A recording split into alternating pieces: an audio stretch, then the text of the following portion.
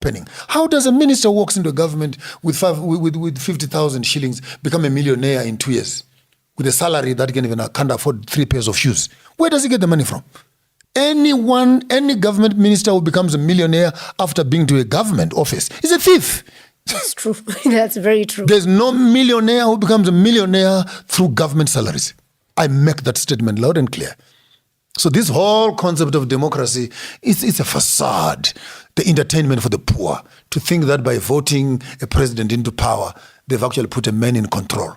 We need people like Traore, who wakes up in the morning and said, I need 3,000 trucks of road equipment on the road by tomorrow, and 3 kilometers from Ghana into Burkina Faso. They are there by tomorrow.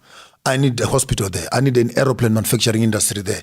And you need to give a president power, the one who can decide, not the one who can steal, the one who can decide and make a change. We look at our countries. Look at Kenya, almost 50 years of independence. 60. Look 63, actually. Look at Ghana, 63. Look at Zimbabwe, 40-something. And the roads that the colonialists built, we're even battling to repair them with potholes and etc. And you wonder, for the past 45 years, what are we doing? Here's the Minister of Roads, here's the Minister of Public Works, but they simply can't get things done. So what do you need? You need a leader. Boko has picked up the signal. Yeah. Walks up one morning and says, no more diamonds are living here. We are going to beneficiate themselves. You look at Mali, come on, no more. Uranium is going out. We're going to benefit it here. We need Ghana. We need Kenya to say, no more coffee lives here. We will make the chocolates from here. Belgium must order chocolates made in Kenya. You can't take our coffee and take it to Belgium and say it's produced in Belgium. What the hell are you talking about? Who are you cheating here? You don't even have a single bush of a coffee tree in Belgium and say they're the producers of coffee. Who is lying to who? Britain cannot be the sole mother of determining the price of gold. You don't even have a quarry mine to bring me 2 or 3 dust of gold in your country. Where are you getting it from? Allowed. Stealing. The thuggery. That's why I called Britain Pambe for me the home of the Tomb Raiders when I discovered it in August. And by the way, next month, I'm going to be meeting up with Traore, with Mama Chombori and Lumumba, and 1,000 Americans who have been given citizenship into Burkina Faso. Repatriation of the African children will happen in my lifetime. I will be there when we're talking about the one Africa. You countries who are progressive, Kenya in particular, Nigeria and South Africa, big-headed because your economies are doing very well. May God bless you. The rest of Africa will start marching behind young men such as Ibrahim Traore. 3 countries are in: Mali, Niger, Burkina Faso. Zimbabwe, Botswana, Namibia, and Zambia are opening their borders to each other.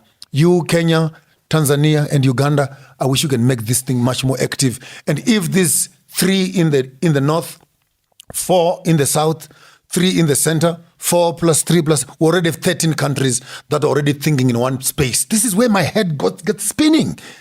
Why can't these presidents who are thinking in the same space call a conference? Call a conference together. Create a passport for us. Let's start moving with those that are moving. Yeah. Those that are busy dragging their feet behind with French, with the Portuguese and what, and monkeying around this agenda. We want a one Africa. 63 years later, still talking about a united Africa. The passports have been designed. They're there. The national anthem is there. The money has been designed. It's there. We lack the political power to implement these decisions. This is the bureaucracy that I'm talking about, which is a hamstring. And I hope the Gen Zs are listening to me. Don't just talk about Kenyan politics. You need to move your agenda beyond the borders of Kenya. Unfortunately, I was listening to you the other day. It feels bad that you are also now getting caught up in the South African mischief. The Luos and the Kikuyus, now even the Gen Zs are divided between the Luos. Back to this tribal nonsense.